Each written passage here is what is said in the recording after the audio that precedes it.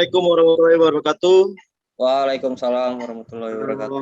Perkenalkan kami dari kelompok 6.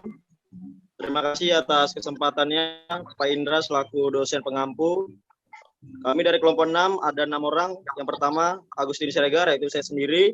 Ada Cosi Apriko, ada Erwin Febriansa, Olan Parulangan Siregar, Ronaldo Rianto, dan Wahyu Rizky. Kita masuk ke subtema.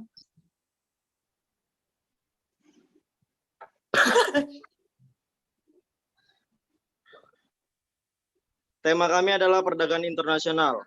Perdagangan internasional adalah perdagangan yang dilakukan oleh penduduk suatu negara dengan penduduk negara lain atas dasar kesepakatan bersama. Penduduk yang dimaksud dapat berupa antar perorangan, individu dengan individu, antar individu dengan pemerintah suatu negara, atau pemerintah suatu negara dengan pemerintah negara lain. Next. Selanjutnya ada neraca pembayaran internasional. Neraca pembayaran adalah catatan yang sistematik tentang transaksi ekonomi internasional antara penduduk negara ini dengan penduduk negara lain. No-Print 1996. Menurut Balance of Payment Manual yang diterbitkan IMF 1993, definisi neraca pembayaran internasional adalah suatu catatan yang disusun secara sistematis tentang seluruh transaksi ekonomi yang meliputi perdagangan barang jasa.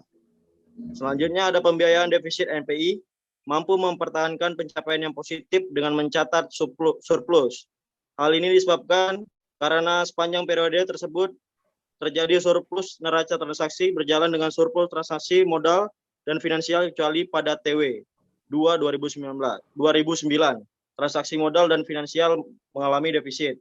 Selanjutnya ada pembiayaan to gap model. Ini mengatakan bahwa negara berkembang pada umumnya menghadapi kendala keterbatasan tabungan domestik yang jauh dan mencukupi untuk menggarap segenap peluang yang investasi yang ada, serta kelangkaan devisa yang tidak memungkinkan mengimpor barang-barang modal dan antara yang penting bagi usaha pembangunnya. Selanjutnya akan dijelaskan oleh teman saya.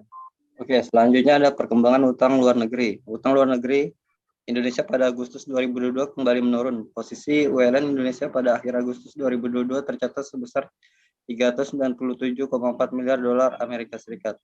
Turun dibandingkan dengan posisi ULN pada bulan sebelumnya sebesar 400,2 miliar dolar Amerika Serikat. Kontroversi utang luar negeri.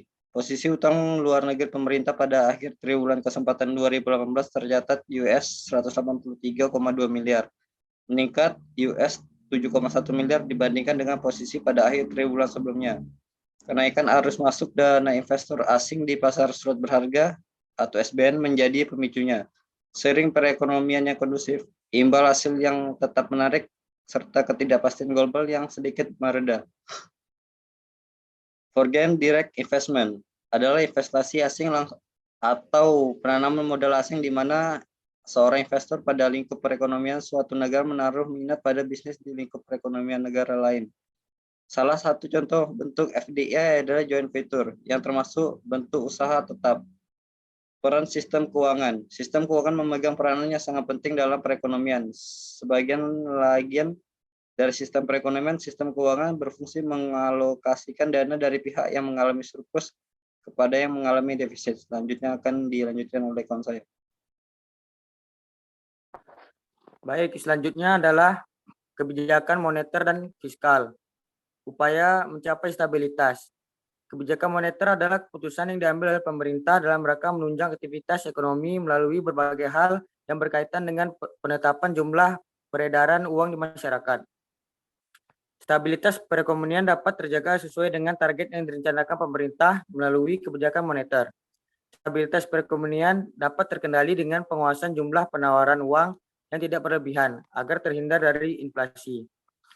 Kebijakan moneter merupakan kebijakan yang dilakukan pemerintah yang dilakukan melalui bank sentral dengan tujuan untuk menstabilkan nilai mata uang dengan melakukan penerapan kebijakan moneter ekspansif meliputi sebagai berikut.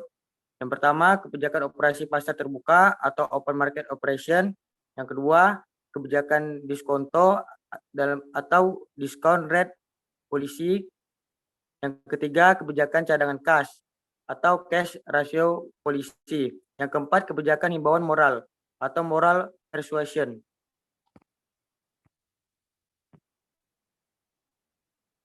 Baik, selanjutnya akan lanjutkan oleh teman saya. Kebijakan fiskal adalah kebijakan yang berasal dari pemerintah yang mempengaruhi perekonomian melalui perubahan pengeluaran dan penerimaan pemerintah. Pemasukan yang diatur utama melalui pajak dan pengeluaran, yakni berupa anggaran yang dikeluarkan untuk menunjang program pemerintah. Kebijakan fiskal dapat mewujudkan kestabilan perekonomian dengan cara memanipulasi anggaran pendapatan belanja anggaran. Jika perekonomian sedang lesu, maka kebijakan anggaran defisit dapat dilakukan sehingga pemerintah melakukan banyak belanja yang dapat menyebabkan tingkat pendapatan masyarakat meningkat. Begitu juga sebaliknya. Upaya mencapai stabilitas makroekonomi. Stabilitas ekonomi merupakan dasar tercapainya peningkatan kesejahteraan rakyat, yaitu melalui peningkatan pertumbuhan ekonomi yang tinggi. Stabilitas ekonomi yang akan dicapai ketika terdapat keseimbangan antara pemerintah domestik dengan pengeluaran domestik, tabungan dan investasi. Langkah-langkah yang ditempuh oleh Kementerian Perdagangan dalam menjaga stabilitas perekonomian adalah melakukan strategi stabilitas pasar terhadap SUN atau surat uang negara, memperluas jangkauan ekspor barang produksi dalam negeri, dan mempertegas kebijakan fiskal dan dalam melakukan ketentuan perekonomian.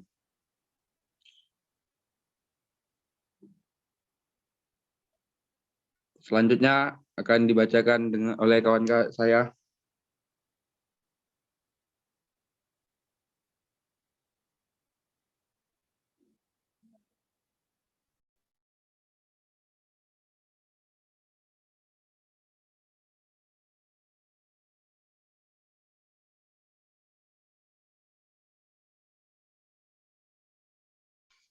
Ya, baik. Berikutnya ialah kebijakan moneter dan fiskal.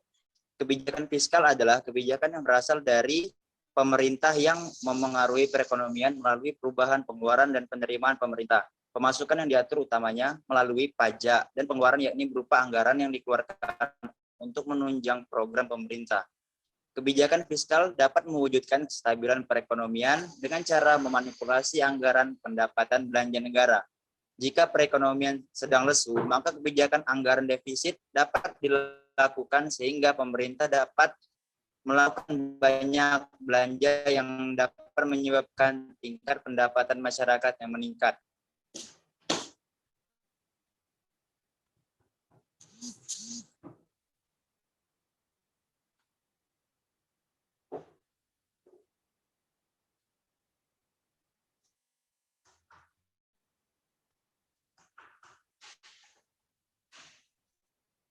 Berikutnya ialah sistem keuangan dan pembangunan. Sistem keuangan pada dasarnya adalah tatanan dan dalam perekonomian suatu negara yang memiliki peran terutama dalam menyediakan fasilitas jasa-jasa di bidang keuangan oleh lembaga-lembaga keuangan penunjang lainnya, misalnya pasar uang dan pasar modal. Sistem keuangan Indonesia pada prinsipnya dapat dibedakan dalam dua jenis, yaitu sistem perbankan dan sistem lembaga keuangan bukan bank. Lembaga keuangan ini dapat menerima simpanan dari masyarakat, maka juga disebut depositor financial institution yang terdiri dari bank umum dan bank pengkreditan rakyat. Sedangkan lembaga keuangan bukan bank adalah lembaga keuangan selain dari bank yang dalam kegiatan usahanya tidak diperkenakan menghimpun dana sama setelah memasuki era deregulasi. Paket kebijakan 27 Oktober 1988 yang kemudian berkelanjutan dengan perbankan sejak tahun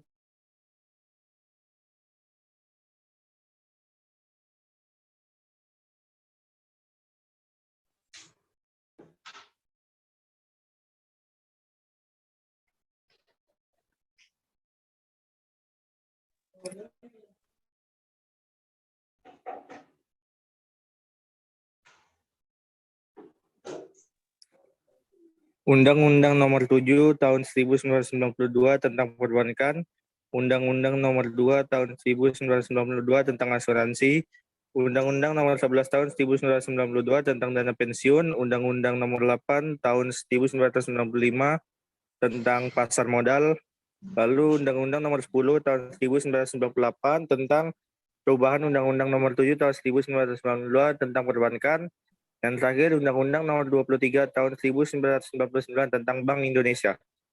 Konsekuensi dikeluarkan undang-undang tersebut adalah perubahan struktur sistem lembaga-lembaga keuangan di Indonesia.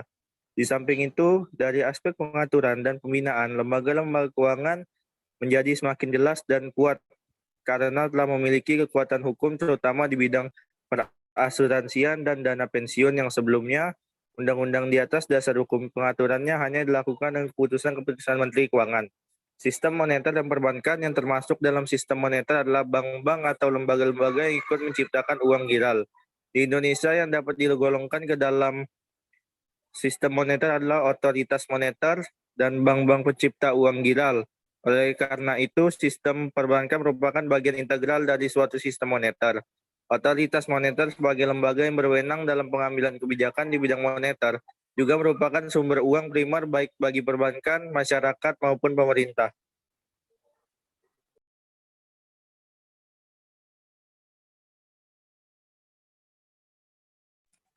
Sistem keuangan dan pembangunan.